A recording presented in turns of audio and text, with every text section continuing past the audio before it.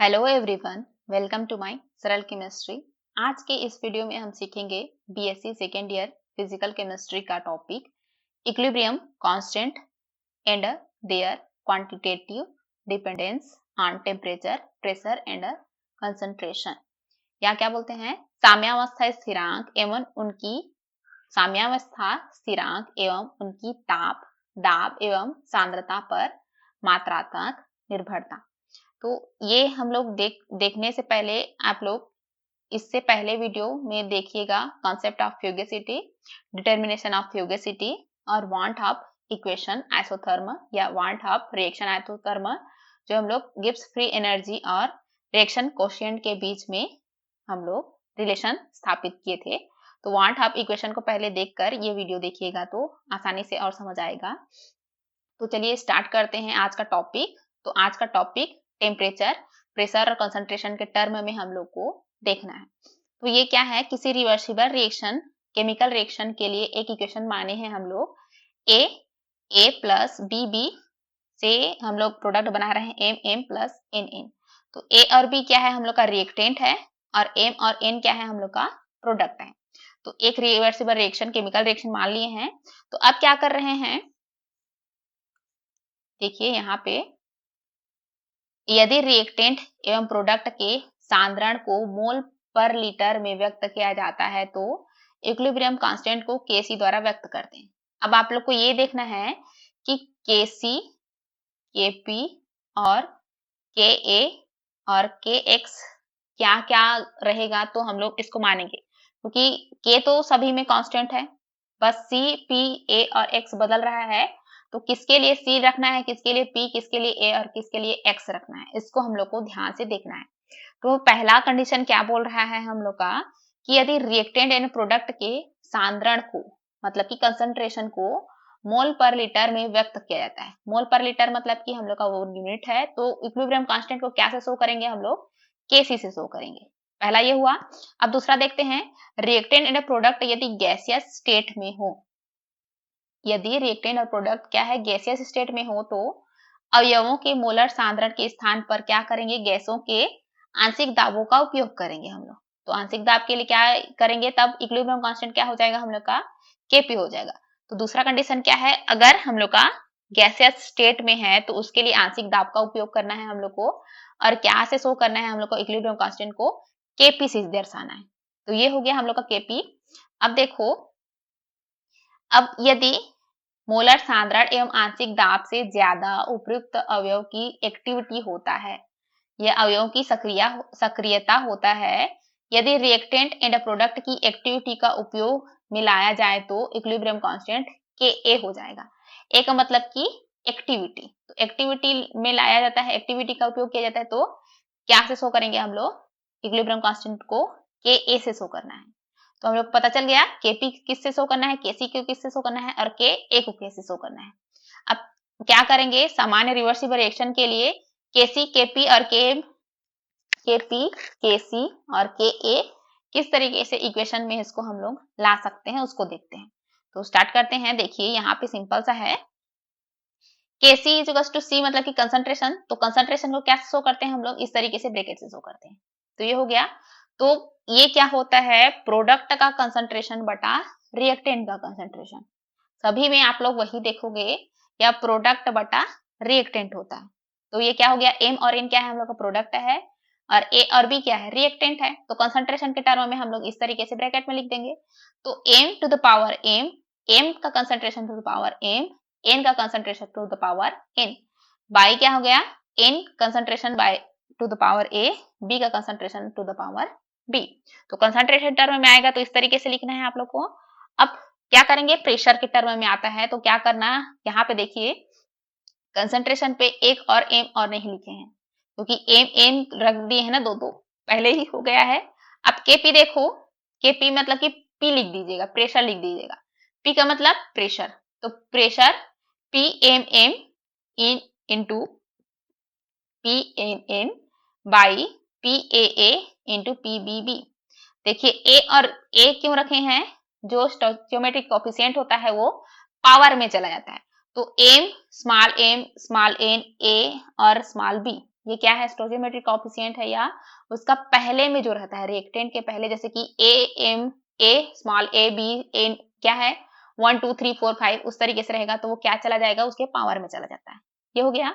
अब ए क्या है, के ए एक्टिविटी के टर्म में है, तो जैसे कि पी लिखे थे उसके जगह हम लोग ए लिख देंगे, तो ये वाला इक्वेशन हम लोग को मिल जाएगा, मतलब कि प्रोडक्ट बटा रिएक्टेंट यहाँ पे भी। तो केसी क्या था, कंसंट्रेशन था, केपी क्या था, प्रेशर के टर्म में लिखना था, और के क्या था, एक्टिविटी के टर्म में लिखना था। तो हम लोग को ये मिल गया हम लोग का केपी, केसी और के ए। तो अब देख लेते हैं एक और होता है हम लोग का, यदि रिएक्टेंट एंड प्रोडक्ट की सांद्रण कंसंट्रेशन को मोल फ्रैक्शन के रूप में दर्शाया जाए तो इक्विलिब्रियम कांस्टेंट के एक्स इस तरीके से होगा। तो एक्स क्या है, यहाँ पे हम लोग का मोल फ्रैक्शन है। तो देखिए जैसे कि प्रेशर और एक्टिविटी के टर्म में लिखे थे, तो प्रेशर और एक्टिविटी को हटाकर वहां पे सिंपल सा क्या जोड़ देना है, आप लोग को एक्स जोड़ देना है। तो के एक्स क्या हो जाएगा, X M to the power M X N to the power N by X A to the power A X B to the power B. ये हुआ, जहां एक्स ए एक्स बी और एक्स एम और X N क्रमशः क्या है, reactant और product के मोल प्रभाज या मोल फ्रैक्शन है। ये हो गया। तो अब देखते हैं, तो मोल फ्रैक्शन के रूप में तो हम लोग देख चुके हैं, ये हो गया हम लोग का, तो मोल फ्रैक्शन ये हो गया। तो अब नेक्स्ट देखेंगे, हम लोग को ये पता चल गया कि इक्विलिब्रियम कांस्टेंट जब मोल फ्रैक्शन के लिए हो तो के एक्स से रिप्रेजेंट करेंगे। तो के एक्स का क्या हो जाएगा, अब हम लोग को देखिए यहाँ पे कंसंट्रेट यूज नहीं करना है, जैसे कि हम लोग पी और ए के टर्म में लिए थे वैसे ही करना है। देखिए कोष्टक में एक्स क्या है, X M to the power M X N to the power N upon X A to the power A और X B to the power B. Simple सा मोल फ्रैक्शन के रूप में एक्स यूज कर दीजिएगा। ये हो गया, जहां X A X B x M एवं एक्स एन क्रमशः रिएक्टेंट एवं प्रोडक्ट के मोल प्रभाज हैं बोल रहा है। मोल प्रभाज मतलब कि मोल फ्रैक्शन है। ये हो गया हम लोग का। अब क्या है कि थर्मोडायनेमिक, जो भी हम लोग थर्मोडायनेमिक या केमिकल प्रॉपर्टी जो भी देख रहे हैं, तो अब क्या करना है, हम लोग तो ये पता चल गया कि केसी केपी के ए और के एक्स क्या है। अब क्या देखेंगे, उसको टेम्परेचर प्रेशर अलग अलग टर्म में किस तरीके से उसका निर्भरता है उसको सीखेंगे। तो क्या है हम लोग का ये वाला, पहला क्या है, temperature dependence of equilibrium constant, साम्यावस्था स्थिरांक की ताप पर निर्भरता। तो पहले ताप पर निर्भरता देख लेते हैं, फिर दाब पर देखेंगे। तो अब देखेंगे ताप पर निर्भरता किस तरीके से हम लोग देख सकते हैं, और वो भी इक्विलिब्रियम कांस्टेंट की ताप निर्भरता। तो देखते हैं यहाँ पे हम लोग का, अगर किसी रिवर्सिबल रिएक्शन के लिए साम्य स्थिरांक मतलब इक्विलिब्रियम कांस्टेंट का मान केवल कांस्टेंट टेम्परेचर पर कांस्टेंट होता है, अर्थात इक्विलिब्रियम कांस्टेंट का मान टेम्परेचर के साथ चेंज नहीं होता है। तो टेम्परेचर अगर कांस्टेंट रहेगा तो इक्विलिब्रियम कांस्टेंट भी क्या रहेगा, हम लोग का कांस्टेंट ही रहेगा पूरा। तो इक्विलिब्रियम कांस्टेंट की टेम्परेचर पर निर्भरता को सर्वप्रथम वान हाफ ने दिया था, अतः इसे वान हाफ समीकरण कहा जाता है। हम लोग पहले भी वान हाफ समीकरण देख लिए हैं, ये हम लोग का दूसरा टाइप का उसी टाइप का रिएक्शन है, वान हाफ ने ही दिया था बोल रहा है।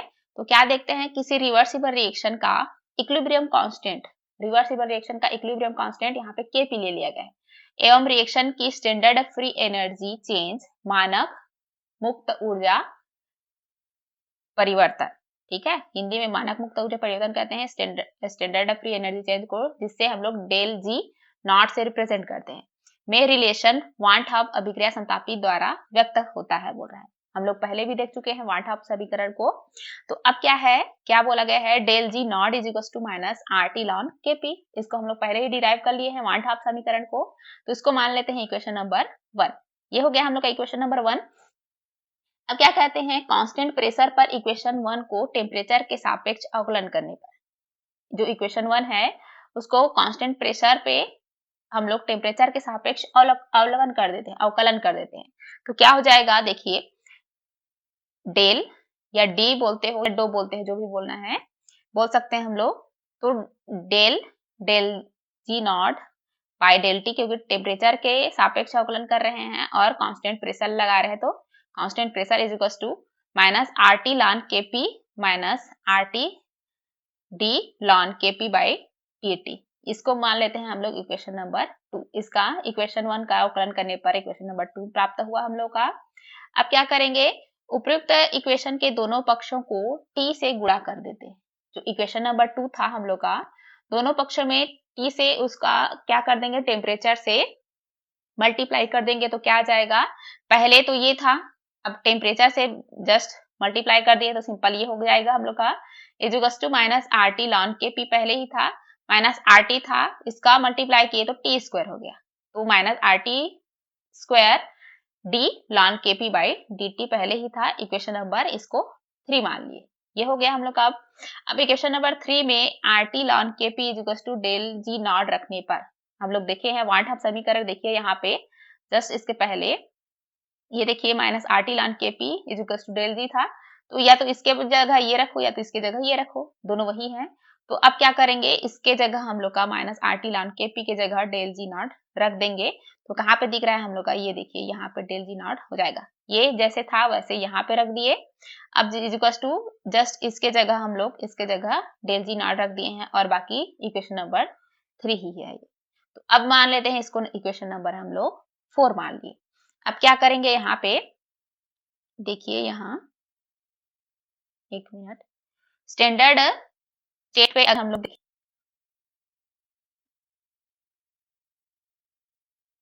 क्या करना है, हम लोग को स्टैंडर्ड स्टेट पे लिखना है। स्टैंडर्ड स्टेट पर गिब्स हेल्महोल्ट्ज समीकरण के अनुसार, हम लोग गिब्स हेल्महोल्ट्ज समीकरण देख चुके हैं थर्मोडायनेमिक में, तो क्या हो जाएगा, उसके अनुसार हेल्महोल्ट्ज के अनुसार del G naught is to del H naught plus T D del G naught by D T और कांस्टेंट पी रहता है। तो ये इक्वेशन नंबर 5 कर लेते हैं। अब क्या कर दिए हैं, ये जो ये पुस्तक में है उसको दूसरे साइड ले जाते हैं और हम लोग डेल जी को राइट साइड ले जाते हैं, तो क्या हो जाएगा, T del del G naught by D T constant P is equal to, इधर ले आए हैं हम लोग डेल जी नॉट माइनस क्या कर दिए हैं डेल एच नॉट, इसको इधर ले गए हैं, सिंपल सा और कुछ नहीं किए हैं, डेल एच को लेफ्ट साइड ले गए हैं या राइट साइड जो भी है। तो अब क्या करेंगे, इसको इक्वेशन नंबर 6 मान लेते हैं, बस इसी को चेंज किया गया है, माइनस ये प्लस में था तो इधर ले जाएंगे तो क्या हो जाएगा, वो माइनस में हो गया। तो अब क्या करेंगे, अब इक्वेशन 4 एवं 6 इक्वेशन से अब इक्वेशन नंबर 4 और 6 को एक साथ मिला लेते हैं, तो क्या हो गया, इक्वेशन नंबर 4 क्या था हम लोग का, देखिए इक्वेशन नंबर 4 ये था, अब इक्वेशन नंबर 6 क्या है हम लोग का, ये वाला है, तो इसके जगह हम लोग ये वाला पुट कर देंगे तो क्या हो जाएगा हम लोग का, R T square D ln K P by D T is equal to क्या हो जाएगा, डेल एच नॉट हो गया। तो ये हो गया हम लोग का 4 और 6 से।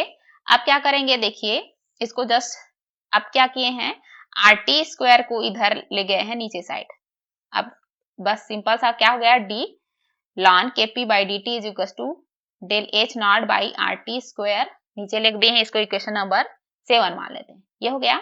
अब इक्वेशन 7 वांट ऑफ अभिक्रिया समआयतनिक कहलाता है या वांट ऑफ रिएक्शन आइसोथर्म कहलाता है यदि स्टैंडर्ड फ्री स्टेट के स्थान पर सामान्य स्टेट के लिए लागू किया जाए, स्टैंडर्ड मतलब कि ये नॉड है वो उसको स्टैंडर्ड बोला गया, अगर उसको सामान्य स्टेट के लिए लागू किया जाए तो डेल एच नॉट के स्थान पर डेल एच रखा जा सकता है। तो अब इक्वेशन 7 क्या हो जाएगा, हम लोग ये जो स्टैंडर्ड नॉट था वो हट गया और सिंपल वही है, D ln K P by D T is equal to del H by R T square, इसको मान लेते हैं इक्वेशन नंबर हम लोग 8, इक्वेशन 8 हो गया। अब क्या करेंगे, वांट ऑफ समीकरण का समाकलित रूप इक्वेशन 8 को निम्नानुसार लिखा जा सकता है, जो भी है हम लोग का इसको रखेंगे। अगर इक्वेशन नंबर 8 को किस तरीके से लिखा गया है, इक्वेशन 8 क्या था, डेल टी यहाँ पे था उसको जस्ट राइट साइड में कर दिए हैं, तो क्या हो गया हम लोग का, ये क्या है, del ln K P is equal to del H by R T square और इंटू टी टी, इसको मान लेते हैं इक्वेशन नंबर 9, ये हो गया। यदि दो विभिन्न तापों T1 एवं T2 पर इक्विलिब्रियम कांस्टेंट के P1 एवं के P2 हो तो इक्वेशन 9 का समाकलन करने पर, यह हो गया, दो टेम्परेचर लिया गया है T1 से T2 तक और क्या है इक्विलिब्रियम कांस्टेंट को क्या रखे हैं हम लोग Kp1 और Kp2 के, तो इक्वेशन नंबर 9 का समाकलन कर देते हैं इन दोनों के रिस्पेक्ट में, तो क्या हो जाएगा हम लोग का ये केपी है तो केपी रखेंगे यहाँ पे, लिमिट समाकलन कर दिए हैं, देखिए केपी 1 से केपी 2 तक, और इधर क्या कर दिए हैं, समाकलन कर दिए हैं T1 से T2 तक डेल H बाई आर टी स्क्वायर और dt। इसको अब मान लिए हैं हम लोग इक्वेशन नंबर सिंपल सा 10। ये हो गया, बस सिंपल सा अभी क्या किए हैं, समाकलन किए हैं। अब समाकलन करने के बाद क्या होगा, ये इक्वेशन टेम्परेचर के T1 से T2 के परास के लिए डेल H को स्थिर मानने पर इक्वेशन 10 से अगर हम लोग डेल H को स्थिर माने और उसके परास में इसको समाकलित करेंगे तो क्या होगा, देखिए ये क्या था, ln Kp2 higher limit by lower limit होता है, या higher limit minus lower limit, तो क्या हो जाएगा lawn Kp2 minus lawn Kp1 हो जाएगा। सिंपल सा देखिए यहाँ पे ये होगा ना, लॉन Kp है तो क्या हो जाएगा, higher limit by lower limit हो जाएगा, माइनस या बोल सकते हो higher limit minus lower limit, तो ये क्या हो जाएगा, अब ये तो उधर हो गया, अब ये क्या है, ये कांस्टेंट रख दे रहे हैं तो minus del H by R क्या हो जाएगा, 1 by T2 minus 1 by T1 हो जाएगा। एक मिनट, दोनों T2 हो गया है, इसको रख देते हैं, lower limit higher limit T2 है, हाँ T2, और ये हो जाएगा हम लोग का T1, इसको करेक्शन कर लीजिएगा, ये T1 है, ये हुआ। अब क्या करेंगे, देखिए इसको हम लोग इस तरीके से लिख सकते हैं, lawn Kp by Kp2 by Kp1 करके, ये हुआ। अब इज टू क्या हो जाएगा, ये माइनस इधर था तो उसको हम लोग इधर कर देते हैं, तो डेल एच आर बाई क्या हो जाएगा, ये जो पहले माइनस था इसके साथ गुणा करेंगे तो ये माइनस हो जाएगा और ये प्लस हो जाएगा, तो प्लस को हम लोग 1 by T1 minus 1 by T2 लिख सकते हैं। तो ये इक्वेशन इस तरीके से हो गया, इस माइनस को हम लोग अंदर ले गए हैं। तो अब क्या हो गया, ये लॉन को हम लोग को लॉग में चेंज करना है, तो हम लोग को पता है लॉन को अगर लॉग में चेंज करते हैं तो क्या करते हैं, 2.303 से गुणा करते हैं, या इधर है तो उसको भाग कर देंगे, वही है सिंपल सा फार्मूला। तो क्या हो जाएगा, इसको लॉन ln को अब लॉग लिख दिए हैं Kp2 by Kp1 is to क्या हो गया, डेल H बाई 2.303 R हो गया, और क्या हो गया, इसको अगर हम लोग करेंगे तो एलसीएम लेंगे तो T1 इंटू T2 और ऊपर में क्या हो जाएगा, T2 माइनस T1 हो जाएगा। तो ये हो गया हम लोग का ये पूरा का पूरा इक्वेशन 11, मान लेते हैं इक्वेशन 11। अब क्या है, इक्वेशन 11, यहाँ डेल एच के स्थान पर T1 एंड T2 टेम्परेचर पर डेल एच का औसत मान रखा जा सकता है। उपयुक्त इक्वेशन 11 की सहायता से अभिक्रिया के लिए डेल एच या किसी ताप या किसी टेम्परेचर पर इक्विलिब्रियम कांस्टेंट की गणना की जा सकती है। तो ये हो गया हम लोग का पूरा इक्वेशन, क्या है कि अगर टेम्परेचर के रिस्पेक्ट में हम लोग को देखना है तो अब क्या है, ये तो टेम्परेचर के रिस्पेक्ट में था। अब सेकेंड देख लेते हैं हम लोग, want of equation in form of KC, वो टेम्परेचर के लिए था, ये दूसरा है हम लोग का केसी के टर्म में।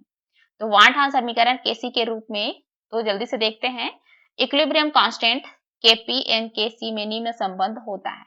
तो हम लोग ये पहले पता होना चाहिए Kp और Kc में क्या संबंध है।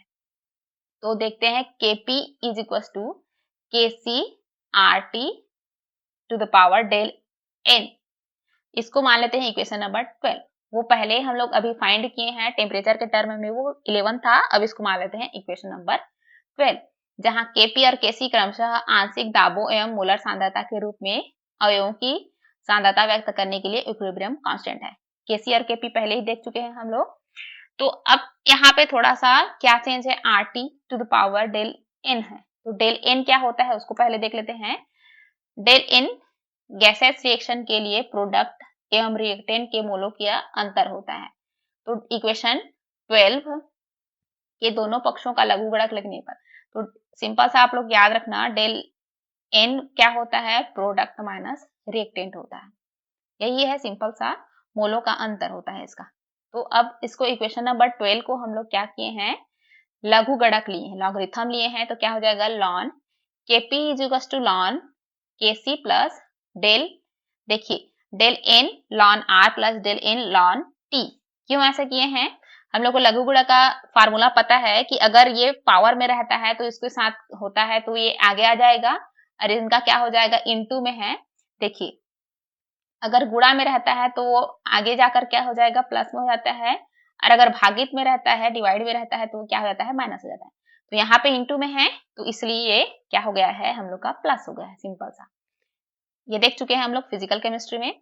अब इसको मान लेते हैं इक्वेशन नंबर 13। ये हो गया। इसी समीकरण जो हम लोग का इक्वेशन नंबर 13 को टेम्परेचर के सापेक्ष अवकलन कर देते हैं। क्या कर देंगे, सिंपल डेल टी के साथ हम लोग अवकलन कर देंगे तो क्या हो जाएगा, D ln K P by D T is equal to D ln K C by D T plus, अब क्या हो जाएगा यहाँ पे, ये तो दोनों कांस्टेंट, ये कांस्टेंट है तो ये हम लोग का हट जाएगा, जीरो हो जाएगा। और यहाँ पे क्या बचेगा, अगर ये डाल करेंगे तो डेल एन बाई टी हो जाएगा। सिंपल सा ये हो गया। अब क्या है, इक्वेशन 7 से del D ln K P is equal to D T is equal to del H not by R T समीकरण 14 में रखने पर हम लोग का इक्वेशन नंबर 7 ये आया था, उसको इक्वेशन नंबर 14 में रख देंगे। 14 क्या है, ये वाला है, तो इसको रख देते हैं हम लोग। तो क्या हो जाएगा, D ln K C by D T plus del N by T is equal to del H not by R T square. ये हो गया हम लोग का। अब क्या कर सकते हैं इसको, ये जो D del N by T है उसको राइट साइड ले जाते हैं, तो राइट साइड होगा तो क्या हो जाएगा, माइनस हो जाएगा। बाकी तो सेम वही निकल गया, D ln K C by D T is equal to del H not by R T square minus del N by T. ये हुआ सिंपल। अब क्या करेंगे, ये तो इधर वैसे का वैसा ही है, left side is equal to, इसको हम लोग क्या कर देते हैं, एलसीएम ले लेते हैं। तो क्या हो जाएगा हम लोग का, ये देखो del H naught minus del N R T by R T square हो जाएगा। इसको मान लेते हैं इक्वेशन नंबर 15। अब हो गया इक्वेशन नंबर, हम जानते हैं कि क्या जानते हैं, हम लोग को सबको पता है, क्या पता है कि अगर del H naught is equal to del E naught plus N G sorry del N R T होता है। ये मोस्ट इंपॉर्टेंट है, थर्मोडायनामिक्स इसको पढ़ चुके हैं।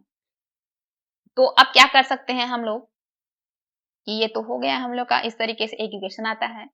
अब हम लोग को डेल ई नॉट का मान चाहिए, डेल एच नॉट का मान नहीं चाहिए, तो क्या करेंगे, या तो डेल एन आर टी को इधर शिफ्ट कर देते हैं तो क्या हो जाएगा, del H naught minus del N R T is equal to del E naught. इसको मान लेते हैं इक्वेशन नंबर 16।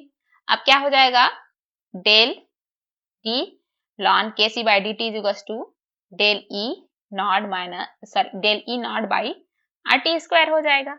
अब इसको मान लेते हैं इक्वेशन नंबर 17। ये पहले वाले इक्वेशन से था ना, ये देखिए यहाँ से इक्वेशन से था, उसमें सिंपल सा इसका मान रख दिए हैं, या इसका मान ये वाला मान रख दिए हैं, तो ये del H naught minus R sorry del H naught minus del N R T का मान क्या रखे हैं, यहाँ पे सिंपल सा क्या पुट कर दिए हैं, डेल ई नॉट किए। तो ये हम लोग का इक्वेशन आ गया है 17। ये हो गया। अब इक्वेशन 17 केसी एवं मानक आंतरिक ऊर्जा परिवर्तन डेल ई नॉट के लिए वांट हाफ समीकरण है। तो अगर आप लोगों को केसी और डेल ई नॉट के लिए मानक या वांट हाफ समीकरण पूछता है तो ये इक्वेशन नंबर 17 देना पड़ेगा। ये हो गया। अब क्या है हम लोग का, ये तो हम लोग का केसी के टर्म में हो गया पूरा का पूरा इक्वेशन। अब तीसरा देख लेते हैं, pressure dependence of equilibrium constant या साम्यावस्था स्थिरांक पर दाब का प्रभाव। टेम्परेचर का देख लिए हैं, केसी का देख लिए हैं, अब देख लेते हैं प्रेशर का। ये तीसरा है हम लोग का उसी का। तो अलग अलग क्वेश्चन पूछता है, लगभग एक साथ आप लोगों को क्वेश्चन नहीं पूछेगा, तो ये 3 टाइप का क्वेश्चन हो जाएगा यहाँ पे। तो देखते हैं, आइडियल गैस के लिए कांस्टेंट टेम्परेचर पर इक्विलिब्रियम कांस्टेंट केपीएम केसी का मान दाब पर निर्भर नहीं करता है। आइडियल गैस के लिए हम लोग को पता है केपी और केसी का मान दाब पर निर्भर नहीं करेगा, किंतु इक्विलिब्रियम कांस्टेंट के एक्स का मान निम्न इक्वेशन के अनुसार दाब पर निर्भर कर सकता है। के एक्स क्या था, मोल फ्रैक्शन के लिए था, मोल प्रभाज के लिए। तो हम लोग क्या देखे हैं, K X is equal to KP P to the power minus del N. आप लोग को ये फार्मूला थोड़ा याद रखना पड़ेगा, ठीक है ना, पहला वाला फार्मूला तो याद रखना ही पड़ेगा आप लोग को। तो इसको मान लेते हैं इक्वेशन नंबर हम लोग 1। अब इक्वेशन नंबर 1 आप लोग को ये भी पता है कि del N is equal to product minus reactant होता है, पहले भी देख चुके हैं। तो इक्वेशन 1 के दोनों पक्षों का लघुगणक लेने पर, लघुगणक लेते हैं लॉगरिथम, लघुगणक का मतलब क्या होता है, लॉगरिथम होता है। तो क्या हो जाएगा, ln K X is equal to ln K P minus, ये आप लोग का ऊपर में था मतलब कि पावर में था, तो ये आगे आ जाएगा डेल एन लॉन पी हो जाएगा। इसको मान लेते हैं इक्वेशन नंबर 2। अब इक्वेशन 2 को प्रेशर के सापेक्ष आंशिक अवकलन करने पर, तो आंशिक अवकलन कर देते हैं, D ln K X by D P constant temperature is equal to del N by P.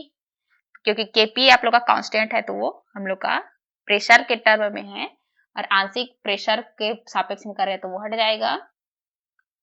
अब क्या है, चूंकि केपी का मान किसी ताप टेम्परेचर के लिए कांस्टेंट होता है, उपयुक्त तो समीकरण में डेल एन के स्थान पर डेल वी बार आंशिक मोलर आयतन में परिवर्तन रखने पर इक्वेशन 3, बस सिंपल क्या किए हैं हम लोग यहाँ पे, तो जो डेल एन था उसके जगह डेल भी बार रख दिए, तो इक्वेशन क्या हो जाएगा ये 4।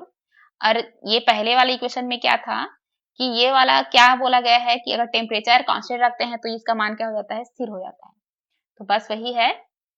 अब इक्वेशन 3 एंड 4 से स्पष्ट है कि इक्विलिब्रियम कांस्टेंट के एक्स का मान डेल एन या डेल वी बार के चिन्ह पर निर्भर करता है, बस सिंपल सा यही है। अब क्या है, यदि लेते हैं हम लोग कंडीशन, यदि डेल एन या जो भी आप लोग बोलना चाहते हो, डेल एन बोलना चाहते हो तो डेल एन या डेल वी बार बोलना चाहते हो तो डेल वी बार, कभी कभी ये डेल न्यू बार भी रहता है किसी किसी बुक में, बहुत सारे बुक में, तो देख लीजिएगा सेम वही है। अगर दोनों क्या है, नेगेटिव है, दोनों तो नहीं है एक ही है, अगर वो नेगेटिव है तो प्रेशर इंक्रीज होगा, सॉरी, तो प्रेशर इंक्रीज करने पर के एक्स क्या हो जाएगा, इंक्रीज हो जाएगा। देखिए अगर ये नेगेटिव रहता है, बोल रहा है क्या रहता है, नेगेटिव, देख लेते हैं यहाँ पे, अगर इसका मान नेगेटिव रहता है तो अगर प्रेशर को इंक्रीज करते हैं हम लोग, प्रेशर इंक्रीज करते हैं तो के एक्स भी क्या हो जाएगा हम लोग का, इंक्रीज हो जाएगा, बोल रहा है। एक कंडीशन ये हुआ, ठीक है ना। दूसरा कंडीशन क्या बोल रहा है, यदि डेल एन या डेल वी बार पॉजिटिव है तो प्रेशर इंक्रीज करने पर के एक्स क्या हो जाएगा, मोल फ्रैक्शन डिक्रीज होगा, और नेगेटिव है तो इंक्रीज होगा। तो कंडीशन समझ आ गया। तीसरा कंडीशन क्या है, अगर इसका मान डेल एन या डेल वी बार का मान 0 हो, तो 0 हो तो के एक्स पर प्रेशर का कोई प्रभाव नहीं पड़ता है, पॉजिटिव नेगेटिव है तभी पढ़ेगा। अगर डेल एन नेगेटिव है तो प्रेशर बढ़ाओगे तो मोल प्रभाज बढ़ेगा, अगर डेल एन पॉजिटिव है तो प्रेशर बढ़ाओगे तो मोल प्रभाज घटेगा, बस यही ध्यान देना है हम लोग को। तो ये हो गया हम लोग का पूरा केपी केसी और के ए के टर्म में हम लोग किस तरीके से क्वांट हाफ इक्वेशन देखे हैं, ये मोस्ट इंपॉर्टेंट है। इससे आगे केपी केसी और के ए में रिलेशन पूछता है, वो भी मोस्ट इंपॉर्टेंट है, उसको भी पढ़ लीजिएगा। तो ये हो गया हम लोग का ये पूरा का टॉपिक, बीएससी सेकेंड ईयर या एमएससी में भी है हम लोग का, और अदर कॉम्पिटिटिव एग्जाम के लिए भी आप लोग देख सकते हैं इसको। तो अगर ये पूरा नोट्स चाहिए तो टेलीग्राम चैनल पे जुड़ जाइएगा, my Saral chemistry. Thank you.